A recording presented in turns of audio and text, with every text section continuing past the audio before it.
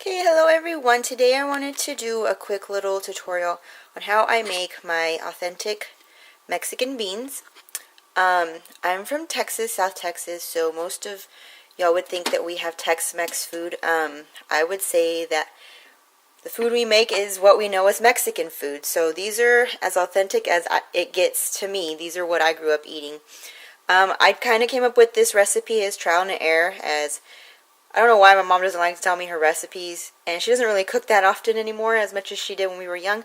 So I came up with this myself. I pretty much have some beans in my crock pot. I'm going to go ahead and turn this on high. How much beans are in here, I have no idea. I just filled it up as much as I thought that we would need. It's just me and my husband, so I don't know. It's probably about an inch deep or so.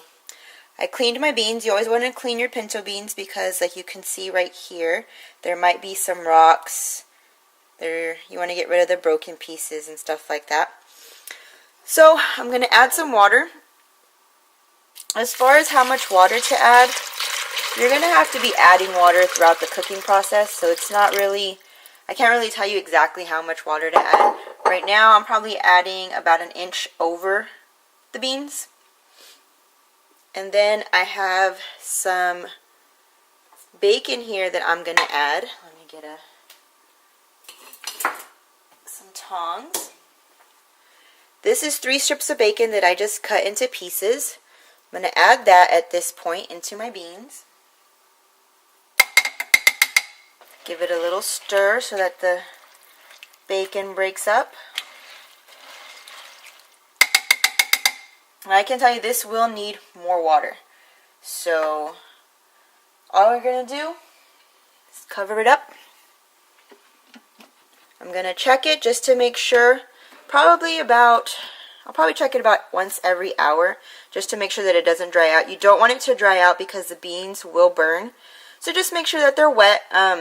Once they've cooked for about 4 hours, I'll season them then. So I'll come back whenever they're a little bit more cooked. Like I said, check them just to make sure that they are not burning and add more water as needed. And I'll come back when they're done. Show you how to season them. Okay, so here I am at about 6 hours later.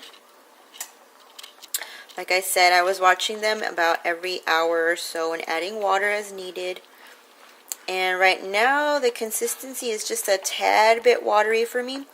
What I like to do when they're done, and the beans are done now, is I take my little potato avocado masher thingy and I mash the beans up just a little bit because I don't like mine completely whole, and it makes it a little bit thicker, take up some of that liquid. Now I'm just going to let it sit in the crock pot for about an hour, and I haven't seasoned them. The only seasoning they really have is the bacon and the onion, so I'm going to use seasoning I probably use the most, my adobo, and just sprinkle it pretty heavily. Again, I don't know how much I put because I kind of just put it in there and then mix it up and taste it. So that's pretty much it. I'm going to let it sit here for about an hour uncovered just so it can dry up a little bit. It's still on high.